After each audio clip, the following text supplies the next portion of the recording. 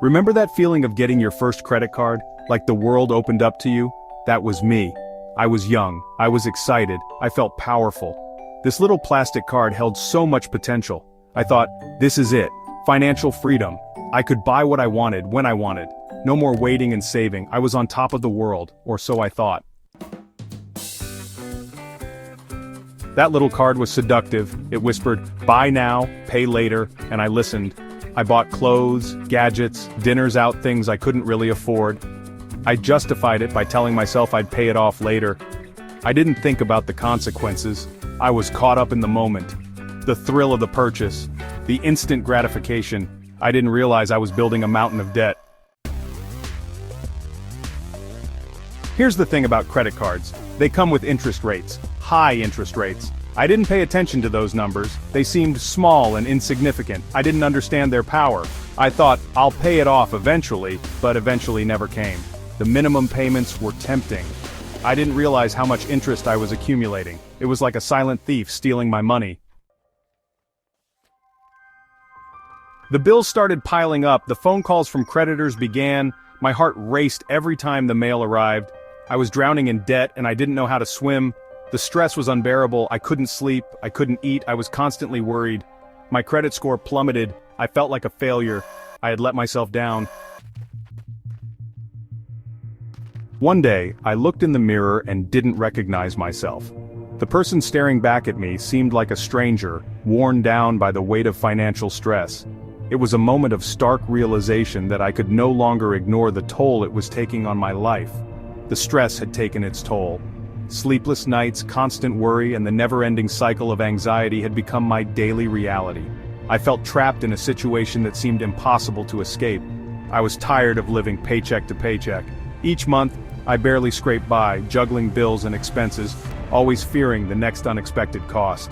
The pressure was relentless, and it felt like I was drowning in a sea of financial obligations. I was tired of being afraid. Afraid of answering the phone, afraid of checking the mail, afraid of facing the reality of my financial situation.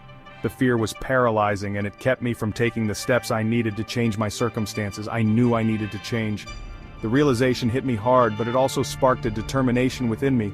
I couldn't continue living this way. I had to find a way to regain control and create a more stable and secure future for myself. I finally admitted I had a problem. Admitting it was the first step, and it wasn't easy. But once I did, I felt a sense of relief. I reached out for help, seeking advice from financial experts and those who had been in my shoes before. I took a deep breath. It was a moment of clarity, a pause to gather my thoughts and muster the courage to face the challenges ahead. I knew it wouldn't be easy, but I was ready to take the necessary steps, and decided to take control of my finances. I started by organizing my financial documents, creating a budget plan, and setting realistic goals. It was a daunting task, but each small step forward gave me a sense of accomplishment and hope. It was time to face reality. I examined my credit card statements, scrutinized my spending habits, and identified areas where I could cut back. It was a sobering experience, but it was necessary to understand the full scope of my financial situation. It was time to get real with myself. I made a commitment to change, to be honest with myself about my financial habits, and to take responsibility for my future. With determination and a clear plan, I knew I could turn things around and build a better life. Taking control of my finances. This journey was not just about numbers, it was about reclaiming my life and my peace of mind. I knew I had to start somewhere, and the first step was understanding where my money was going. I started by creating a budget. I tracked my spending meticulously, noting every dollar that came in and went out. It was eye-opening to see how much I was spending on non-essentials. I used apps and spreadsheets to categorize my expenses, which helped me identify areas where I could cut back. I cut back on unnecessary expenses. This meant canceling subscriptions I rarely used, avoiding impulse purchases, and being more mindful of my spending habits. I learned to differentiate between needs and wants, which was crucial in reducing my monthly expenses. I even got a second job to pay down my debt faster. It was exhausting, but I knew it was a temporary measure to achieve a long-term goal. I took on various gigs, from delivering food to working retail shifts, all to bring in extra income. Every additional dollar earned went straight to paying off my debt. It wasn't easy, but it was necessary. There were days when I felt overwhelmed and stressed, but I kept reminding myself of the bigger picture. I stayed focused and determined, knowing that each sacrifice was a step closer to financial freedom. Slowly but surely, I started to make progress. I saw my debts decreasing and my savings growing. Each paid bill and each crossed-off debt was a victory. I celebrated these small wins, which kept me motivated to continue on this path. I paid off my credit cards one by one. It was a liberating feeling to see those balances drop to zero. I used the snowball method, focusing on paying off the smallest debts first, which gave me a sense of accomplishment and momentum to tackle the larger ones. I rebuilt my credit score. As my debts decreased, my credit score improved. I monitored it regularly, and each increase was a testament to my hard work and discipline. It opened up new opportunities for me, like better interest rates and financial products. I learned to live within my means. I became more conscious of my spending, always planning my purchases and sticking to a budget. I cooked at home more often, used cash instead of credit cards, and made sure to save a portion of my income each month. I finally felt a sense of relief. The weight of financial stress lifted and I could breathe easier. I found joy in the simple things and felt a deep sense of contentment. This journey taught me valuable lessons about money management, resilience, and the importance of financial independence. Credit cards. Tools, not toys. Here's the thing about credit cards. They're not inherently bad, they're tools. Just like a hammer or a wrench, a credit card is designed to serve a purpose. It can help you build your financial house, but if misused, it can also cause damage. And like any tool, they can be used for good or bad. When used wisely, credit cards can offer a range of benefits. They can help you manage your cash flow, provide a safety net in emergencies, and even offer rewards and perks that can save you money. It's all about how you use them. If you treat your credit card like free money, you can quickly find yourself in a financial hole. But if you use it as a tool to manage your finances, it can be incredibly beneficial. Credit cards can be helpful for building credit, earning rewards, and making online purchases.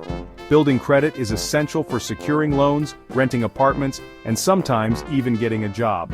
Rewards can come in the form of cash back, travel points, or discounts on purchases. But you have to use them responsibly. This means not spending more than you can afford to pay back, keeping track of your spending, and understanding the terms and conditions of your credit card agreement. You have to pay your balance in full and on time. Paying only the minimum amount due can lead to high interest charges and a cycle of debt that's hard to break. By paying your balance in full each month, you can avoid interest charges and keep your credit score healthy. Monitoring your credit score is also important. Your credit score is a reflection of your creditworthiness and can affect your ability to get loans, credit cards, and even housing. Regularly checking your credit report can help you catch errors and identify areas for improvement. Setting up automatic payments can be a great way to ensure you never miss a payment. Many credit card companies offer this feature, and it can help you stay on top of your finances without having to remember due dates. Using budgeting tools and apps can also help you manage your credit card spending. By keeping track of your expenses and setting limits, you can avoid overspending and ensure that you're using your credit card as a tool, not a toy. Educating yourself about personal finance and seeking advice from financial experts can also be beneficial. The more you know about how credit works, the better equipped you'll be to use your credit card responsibly. Remember, credit cards are tools, not toys. When used correctly, they can help you achieve your financial goals and provide a range of benefits. But it's up to you to use them wisely and responsibly. The path to financial wellness. My journey taught me the importance of financial literacy. It's not just about making money, it's about managing it wisely. It's about understanding how money works. It's about budgeting, saving, investing, and planning for the future. It's about taking control of your finances so you can live a life of freedom and security. Learn from my mistakes.